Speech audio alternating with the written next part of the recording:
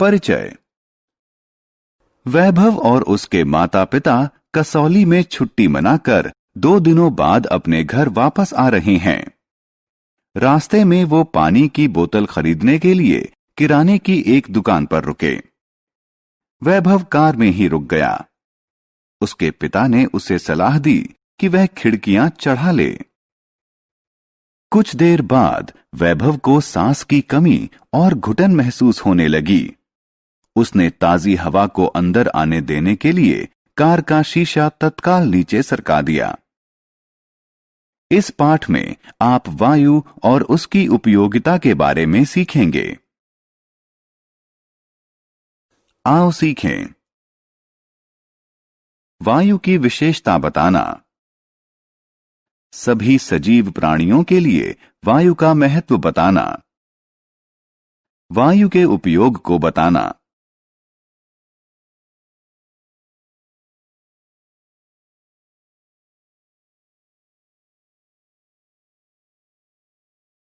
वायु की विशेषताएं। वायु हमारे चारों तरफ है। सभी सजीव प्राणी वायु को सांस के रूप में अंदर लेते हैं और बाहर छोड़ते हैं, लेकिन हम इसे देख नहीं सकते। हम इसे सिर्फ महसूस कर सकते हैं। वायु में कोई रंग, स्वाद या गंध नहीं होती। हवा में भार होता है। हवा से भरा एक गुब्बारा लीजिए और इसका वजन कीजिए। अब हवा निकालकर गुब्बारे को पिचका लीजिए। फिर से इसका वजन कीजिए। आपने क्या पाया? गुब्बारे में तब ज्यादा वजन था जब इसमें हवा भरी थी। इससे प्रमाणित होता है कि वायु में भार होता है।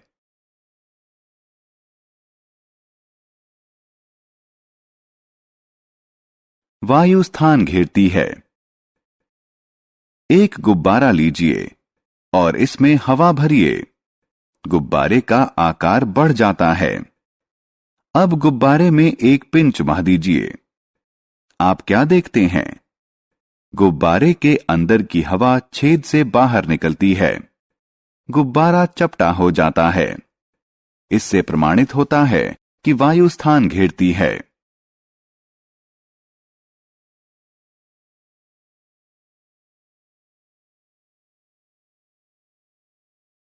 वायु का महत्व।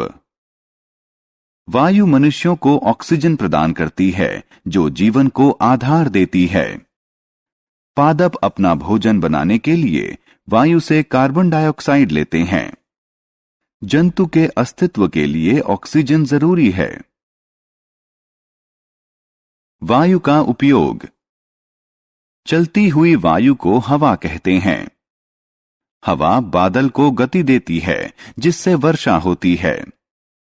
हवा नाव और ग्लाइडरों को चलाने में सहायता करती है।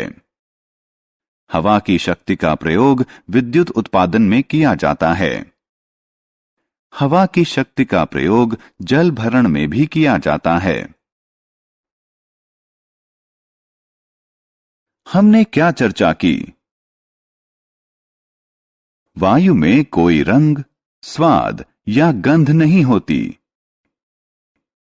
वायु में भार होता है और यह स्थान घेरती है।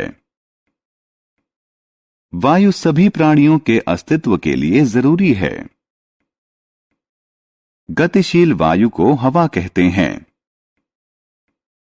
वायु शक्ति का प्रयोग विद्युत उत्पादन और जल भरण के लिए किया जाता है।